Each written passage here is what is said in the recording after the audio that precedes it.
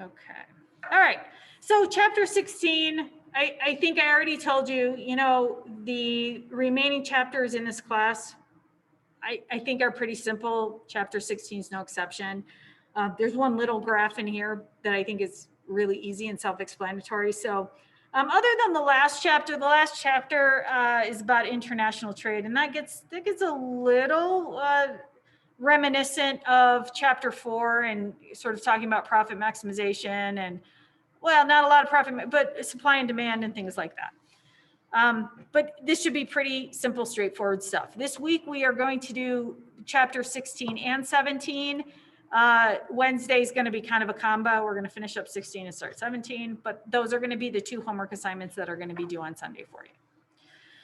So public goods and public choice. This is a very appropriate thing to be talking about, especially this week, because really what public goods and public choice refers to is the goods that the government provides to the public, and how you and I, in the choices about those public goods that the government makes, and how you and I participate in that choice making. And really our only voice in the choices that the government makes on what goods to produce, what goods and services to produce for the American people, is when we vote, right? And so we'll kind of talk through that. But public goods, that could be anything from national security to national parks, that can be our roadway system, that can be our airports. It's all that kind of stuff that the government essentially highly regulates, produces, distributes, pays for, etc., is going to be considered a public good, a good that's produced for the public, okay? So the first thing we're going to do is we're going to talk through the 4 basic categories of goods, because it's not until you can kind of do a comparison on the 4 basic categories of goods, which you'll hear about in future chapters, that we can really figure out what public goods are, how they're defined from an economic perspective. And so probably the most common type of good, the most common category of good is going to be private goods. Private goods are considered rival in consumption. Rival, that means that when you take one, there's one less for me. There are some goods that are not rival in consumption, but a good sitting on the shelf at Walmart, right, in some limited supply on the shelf, when you go in and you grab one, there's one less for me. Sometimes the shelves are empty. That's how rival in consumption we are, right? Or those particular goods are.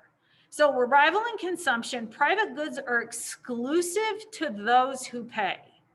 Exclusive to those who pay.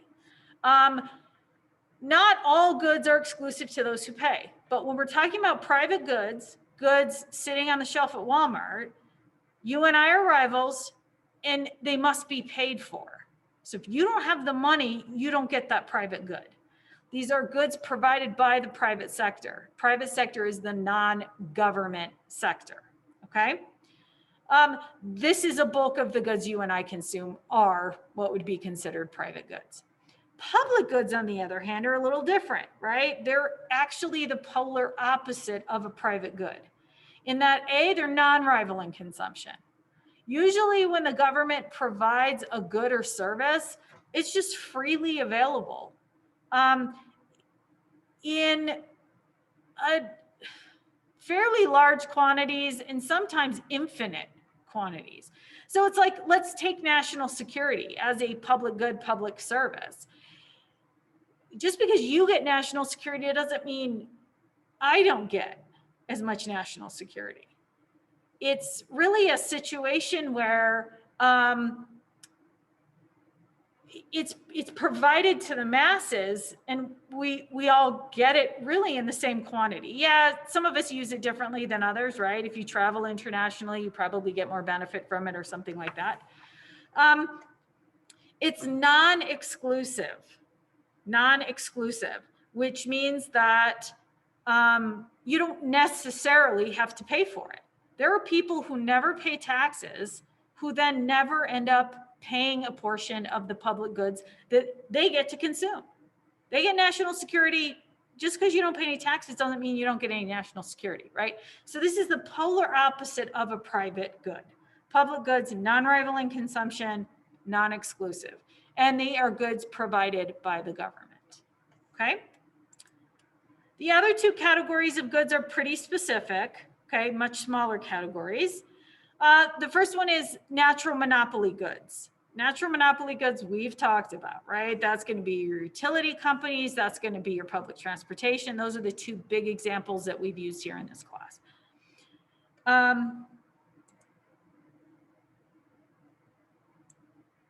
Oh, okay, Ethan, good question. Why would national security be a service? It is a service. So when I say public goods, it really does include services. Yeah, I don't know why we don't say public goods and services, right? Yeah, you're right. It's mostly a service. We do have, there are goods that go along with providing national security, right? Military equipment, satellite equipment, stuff like that. That's going to be a good. But yeah, it's goods and services. Good. Thank you for the clarification. So natural monopolies are typically non-rival, but exclusive. So remember, rival is about when you take some, that's less for me. Natural monopoly goods typically, and you're going to see there's an exception to this, right, are non-rival in that typically when it comes to something like electricity or water or gas or subway systems or any sort of public transportation, there's pretty much enough to go around, right? Just because you turn on your lights doesn't mean I can't turn on my lights, typically, right? There are exceptions to that. We'll get to that, right? But exclusive, you have to pay for electricity. You have to pay for your subway ticket, okay? So exclusivity is about whether you have to pay. The rivalry is about whether when you take it, it means there's less for me, right? With congestion, so this is an important bullet point. With congestion, these goods become private goods. So with congestion, with overuse, right? These goods become rival. So like those of you who live in California, let's say, there are huge water issues in California, right? And water's probably rival in consumption in the state of California. When your neighbor waters their lawn, that literally means there's less water for you, right? Because there's all sorts of monitoring, there's all sorts of limiting of water and water usage in California, right?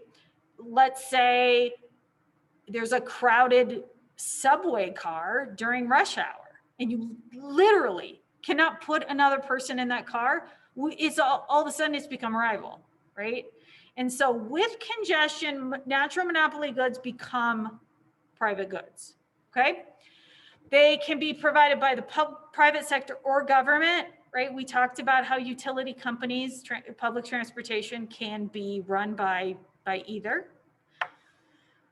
And then the fourth category, and we'll talk about this category when we get to the environment. I believe one of our next couple of chapters is over economics in the environment. And that's going to be open access goods. Open access goods are rival, but non-exclusive. So you don't have to pay for them, but you take one, there's one less for me. And really the example we use for open access goods is going to be like fish in the middle of the ocean. This open access goods will become important in a future chapter. So it's important to understand it because this is the only time I really talk about it this specifically. I'll just assume you know what it is. But if you think about a fish in the middle of the ocean where no country has jurisdiction or no country has any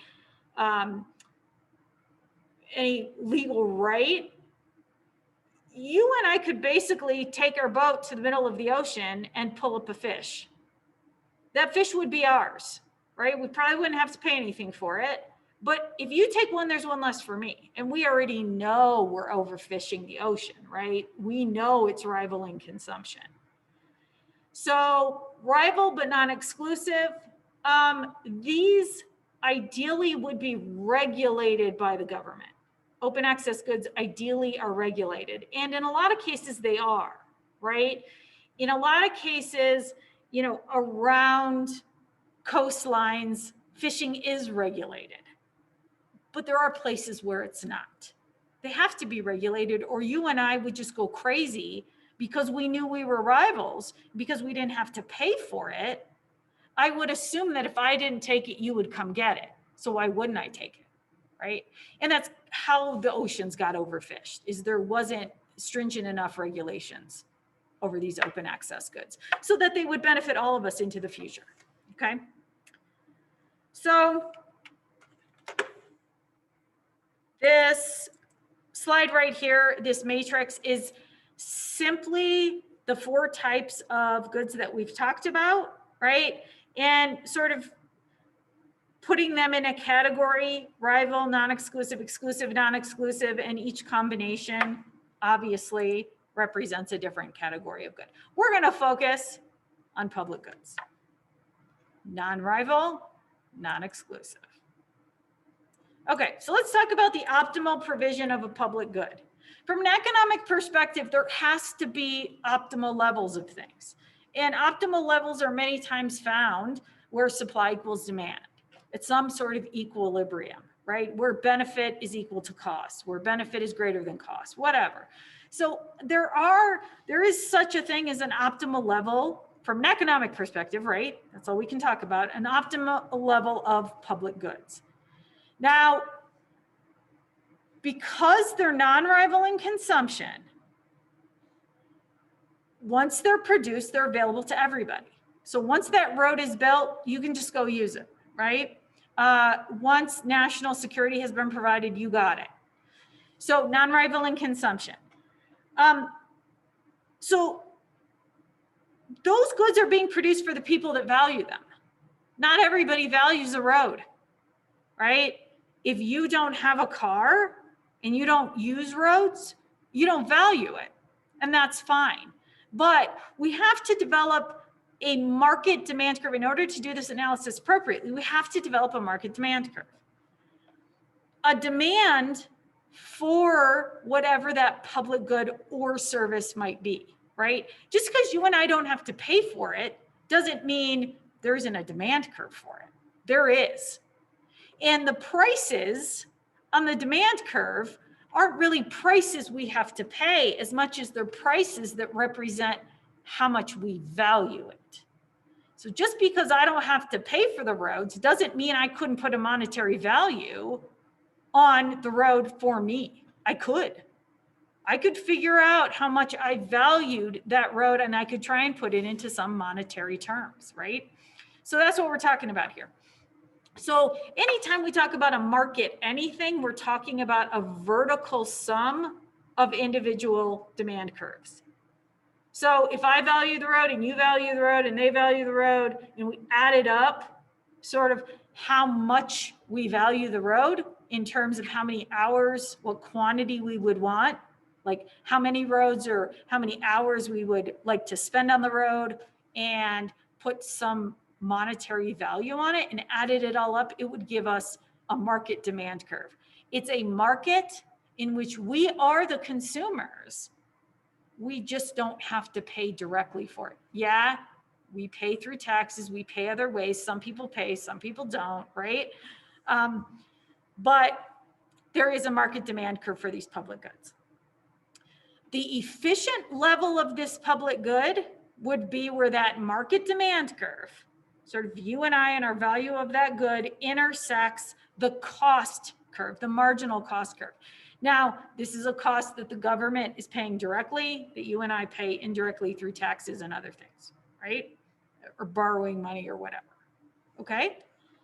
All right, so let's look at this graph. It's pretty simple, but let me set this up for you, okay? This is the example from your book, but unless you read your book, which I know most of you haven't, you wouldn't know the story. So let me tell you the story. The story is that there are 2 people. I think their names are their names are Alan and Maria. Okay, so their names are Alan and Maria. That D small a and D small m represent the individual demand curves for Alan and Maria for mosquito spraying. So if the government is in charge of, dealing with insect issues, which a lot of times they are, right? They would try and, ideally, from an economic perspective, they would try and figure out how much the people in the market valued mosquito spraying in this case. Well, we've done that. So we have a demand curve for Maria that you can see sits below the demand curve for Alan. And Alan values mosquito spraying because he spends more time outside. That makes sense, right? And if they're the only two people in the market, we're going to add up the demand for Alan and Maria, and we are going to create a market demand curve with that data. Well, we've done that too. So that dark green line that you see, right, that makes sort of that funny pivot, that's your market demand curve for mosquito spraying. Now it takes that funny pivot and follows Alan's demand curve for the second half of his demand curve because he's the only one that has any demand over there, right? Maria actually doesn't demand any mosquito spraying past like what appears to be 4 or 5 hours. Alan actually has demand for more than 4 or 5 hours of mosquito spraying because he spends time outside, right? More than he feels like would be addressed. With 4 to 5 hours, he sees benefit in more, right? And so we have our market demand curve. And then that $15 marginal cost line, you have to keep in mind, right? That doesn't look like our normal check mark marginal cost curve because you have to keep in mind that the government typically pays, not always, right? But typically contracts with private companies to do work when it comes to public goods and services. So the government doesn't have government, I don't think, right? I don't know, but I don't think they have government exterminators, right? Or government mosquito sprayers or whatever. I don't think so, right? So they typically, for a lot of stuff like this, will contract with a private company for those services. And so in this case, it looks like we're going to put $15 an hour on the cost of mosquito spraying to the government. For every hour of mosquito spraying the government wants, that private company will supply it at $15 an hour. You can see we have a point of intersection here, right? Because the demand curve represents the benefit to society.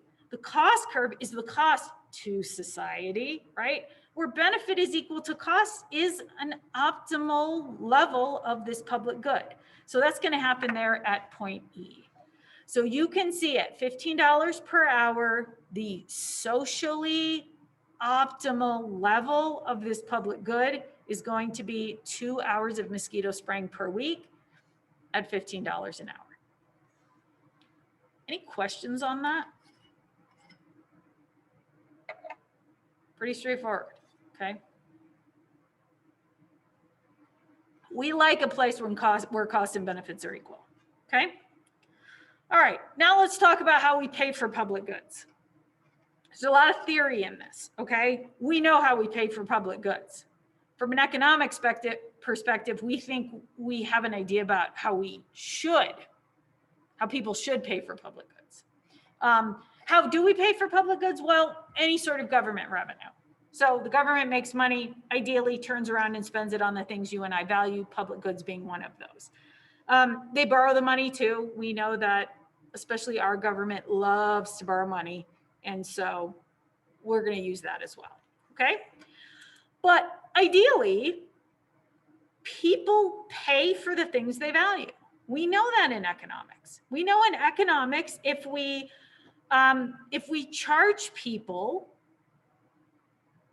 for the goods and services that they want, that they derive satisfaction and benefit from, you know, we can find this beautiful equilibrium in the market, and we can create consumer surplus and producer surplus, and we can do all these great things, right? Well, public goods are this funny thing, and that we don't have to directly pay for them. Ideally, we would tax each person based on how much they value the public goods and services available. That people who wanted them and valued them would pay for them, and people that didn't want them and didn't value them wouldn't pay for them. right? We know that's not the way it works, right? But ideally, from an economic perspective, that makes the most sense. Well, there's some problems there, right? I mean, there's a reason we don't do it that way. Is because trying to figure out how much each household values public goods and services is impossible, right? It's just too difficult to try and acquire that information, to try and collect data on each household. How much do you value each of these different public goods? Let's assign a value to it, send you a tax bill accordingly. Doesn't make sense, right? Impossible to do. Even if it was possible, if I walked up to you and I said, I'm going to need you to tell, because I'm going to tax you, I'm going to need you to tell me how much you value good A, service B, so on and so forth, all the public goods and services available to you. I'm going to need you to tell me how much you value them so I can send you a tax bill. You would likely understate your valuation of those services. You'd be like, national security, I could take it or leave it. I don't really drive that much. So the roads, like, I don't know, I value them a little, not a lot, and we would end up with something we call the free rider problem, which is a problem. It happens all the time on a smaller scale, right? Where people try and benefit from something without paying for it by acting like they're not really benefiting from it. It happens all the time in real life, right? So that's why we do it the way we do it. How do we do it? Well, we currently, the way our tax code is set up, I'm not saying it actually works out this way, but the way our tax code is set up is for people with higher incomes, which equates to a higher ability to pay, pays for the majority of public goods and services, regardless of whether they use them or not, right?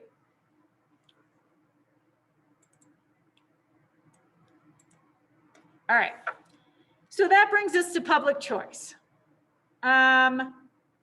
So public choice is actually getting decisions made by the government on what public goods and services are going to be produced and in what quantities, right? So it's basically the government decisions about who's going to pay and what the government's going to provide as a result, okay? And that brings us to this concept of the median voter model. Because we have government officials making the decisions on who's going to pay for public goods and the quantities and variety of public goods that are going to get produced, you and I told you this was your one opportunity to have any sort of influence over the government officials that are making these decisions about the public goods that get produced, which, remember, the government sort of dictates a third of our economy. If you remember back to chapter, 2 or 3, when we talked about capitalism versus command economic systems, it's a big deal, right? And so you and I don't have a lot of influence, but we have one opportunity to influence, and that is when we cast a vote. And I know you know that, right? We have this we actually don't have a lot of influence over government officials. We don't. Actually, very little. But what we do have is this vote. And I think sometimes we feel frustrated because we feel like maybe this vote doesn't carry the power that we want it to or hope that it would. It's all you got, people. It's all you got. You actually don't have any other opportunity. This is it. You might as well take it and see what happens, right? But that brings us to this concept called the median voter model, in which we talk about how and which people get their needs met more than other people in our society. I don't know if you've noticed this. Seems like you would have, but if you haven't, I want you to perhaps start to notice this, is that when political candidates are trying to get their party's nomination, they make speeches and say things and give examples of how they have acted with very extreme behaviors in order to prove to their party what loyal candidates they are for that party. But when it comes this week, right now, when the parties have chosen their candidates and we are now in the general election, the candidates begin to move away from those extreme viewpoints and try and prove that they're not extremists, right? Instead, they try and meet the needs of the masses, right? And that's what this median voter model reflects, is that as we get away from those primaries to the general election, that what we end up with is a group of voters in the middle who sort of straddle those ideals, who sort of can sort of go either way, that really get their needs met more than anybody else. Okay, so here's kind of my example on this. I can't remember if it's mine or if it's something in your book. I've been using it for years. But here's just an example of how that might work, okay? So you have two other roommates. So your roommate number one, you have roommate number two, and there's roommate number three, right? Your TV just shot craps, right? Just broke, it's no good, TV's gonna need to be replaced, right? You watch a lot of TV, you like to watch your games on the big TV, you like to watch movies on a big TV, you watch a lot of TV, and you say, I think we need a big one, right? Let's go large on our new TV, okay? Maybe even larger than our old one. And then you have roommate number two who's like, you know, I watch a moderate amount of TV, I don't need a big TV, I don't really watch the big games, I don't really invite people over, blah, blah, blah, blah, blah. I think is something in the middle, a medium-sized TV would be fine for me. And then you have roommate number three who's like, I don't watch TV. I watch stuff on my phone, my computer, whatever. I don't even know if we need a TV, but if we're going to, let's buy a small one because it's the least expensive, right? Because you're going to split the cost of this TV among these three roommates, just like you split the cost of public goods, right? Now, each of these roommates, if they only had one vote on what size TV they should purchase as a collective, they would vote for their own, right? So the way to do this maybe is to give them each 2 votes and see what happens. So you as roommate number one, obviously you're gonna vote for the large TV, but the medium TV is the next best option for you, right? It's a compromise, if you will. Roommate number three, right? They're going small and medium. Roommate number two, they're going medium, and then it depends on, you know, what they deem to be the next best option or the compromise, whether that's the large or the small. But either way, right, roommates are going to end up with a medium-sized TV because it represents a compromise. And we live in a country where we can't meet everybody's needs, right? There has to be a compromise. We have to meet middle of the road. And so it really is the median voter. It's the middle class, right? Politicians speak to the middle class a lot because they don't sit on either extreme, right? Maybe those in lower income brackets have an easier time understanding the needs of the middle class rather than the extremes of, you know, the rich. And the rich perhaps have a better time understanding the needs of the middle class than of the households that live with very low income. So there's this compromise, right, in which we direct a lot of attention during these political times to the middle class, to the median voter, to those voters that lie somewhere in the middle that don't lie in the extremes, right?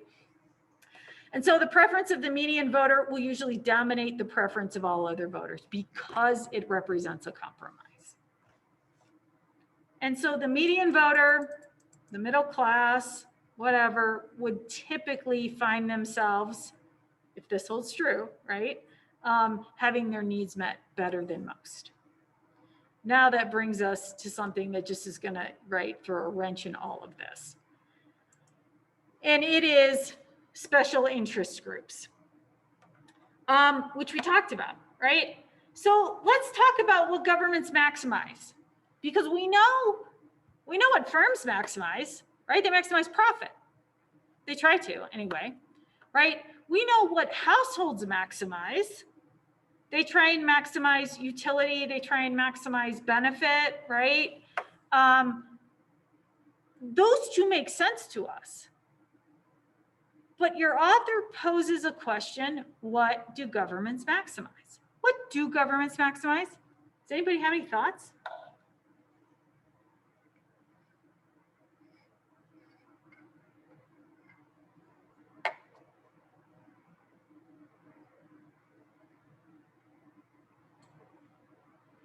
That's the point. The point is that we actually can't figure that out, right? What do governments maximize?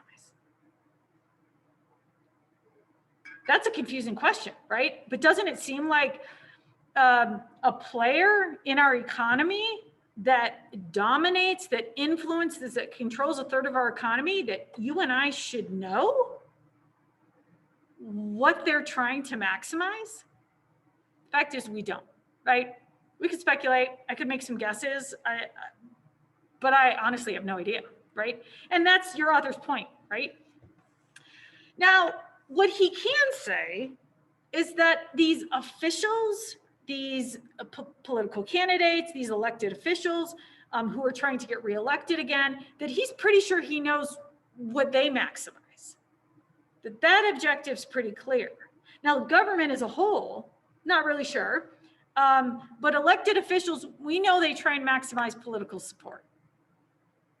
Without political support, and we're talking usually about finances here, about money, without political support, you don't get elected and then none of it matters, right? Without political support, you are nothing as a politician. It's just the way our system's designed. And so it would make sense that politicians, that government officials, that elected officials who are trying to get reelected, that they would have an incentive to gain political support in the way that was most efficient. Well, it's not efficient to wait for average everyday people to send you a couple bucks in the mail and hope it all works out, right? Or it's not really efficient to use your own money to run a political campaign, right? That's your own money. If you lose all your own money, and that's not efficient, right? And so this is where that idea that really special interest, or an extension of that idea we already talked about, that special interest groups, these small groups who make large political campaign contributions, right? They give these politicians what they want, which is money, but they expect something in return, or they wouldn't give the money. So it sort of creates this interesting dynamic where you and I actually have very little influence over politicians, even though the decisions that they make control a third of our economic system, right? We have to live with these decisions. Now, here's the thing, is that, yeah, we know it's a problem. We know that when the dairy farmers of America, I'm not picking on dairy farmers, right? It's just the example that we've used a couple times. When the dairy farmers of America make large contributions and get price floors put in markets that are in their favor, it increases the price of milk for every single American. So there's this large pool of people that pay the price for the gains of a very small group, and they're artificial gains, right? They were granted by a politician. And so it creates an asymmetry in our economy where the masses pay the costs for the gains of a very small portion of the population. Why are you and I letting this continue? Why don't you and I do anything about this? You know what's happening. I know what's happening. Everybody knows it's happening. Why don't we do anything about it? This is about you as much as it's about me, right? Why? Any thoughts? Why haven't you addressed this dairy farmer thing?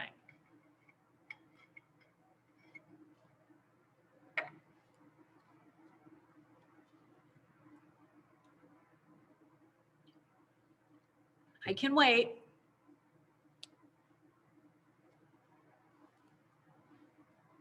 Why haven't you done anything about it? You're probably paying 50 cents more per gallon of milk than you should be, which erodes your consumer surplus and mine. Millions of dollars worth of consumer surplus lost for the gains of a very small group of people. Why have we not addressed this?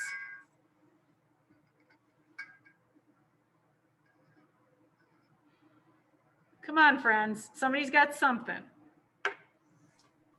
Could it be because the opportunity for an individual to take action, the opportunity cost is too low or too high? It's that the opportunity cost is too high. Yeah, that's absolutely it. Is that as individuals, we practice something called rational ignorance. Well, it's rational, right? Because we're economic beings and we do cost benefit analysis when we are trying to figure out what to do with money, time, and energy, right? When I think about, and I know most of you are not aware that you're paying 50 cents more per gallon of milk than you should, and probably the rest of the country isn't keenly aware of why the price of milk looks the way that it does, and that they're paying higher than equilibrium. They don't even know what equilibrium is, right? Makes sense. But even if we know, right? Even if we know, if I think about the time and the energy and the money that it would cost me to quit my job, move to DC, and get involved in lobbying or anti-lobbying and try and raise some awareness and get this kind of stuff addressed. And like, yeah, I am just one person, and I'm not saying that's a reason not to do it, but the reason not to do it is because it would cost me more than it's currently costing me. Like, yeah, it's costing me 50 cents a gallon, and it's costing all of us 50 cents a gallon. That's a lot of money. That's a big deal. But to me personally, 50 cents a gallon, you know what I mean? The fact is I don't even drink milk, right?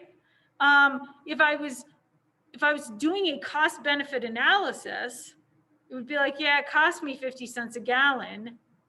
So I'll just keep paying it instead of quitting my job, going to DC and trying to deal with this, right? It's rational ignorance. So you and I just shut it all out because we as an individual, do the cost benefit analysis and we just can't rectify it, right? That makes sense. It's rational, okay? And so do special interest groups end up getting more benefit out of public goods and services and end up getting public choice that reflects more benefit to special interests rather than you and I and the public interest? Yeah, probably. It just is, and it's going to take systematic change. It's going to take someone in a position of power to institute that systematic change. You and I will continue to practice what we call rational ignorance. That's probably a good place to stop.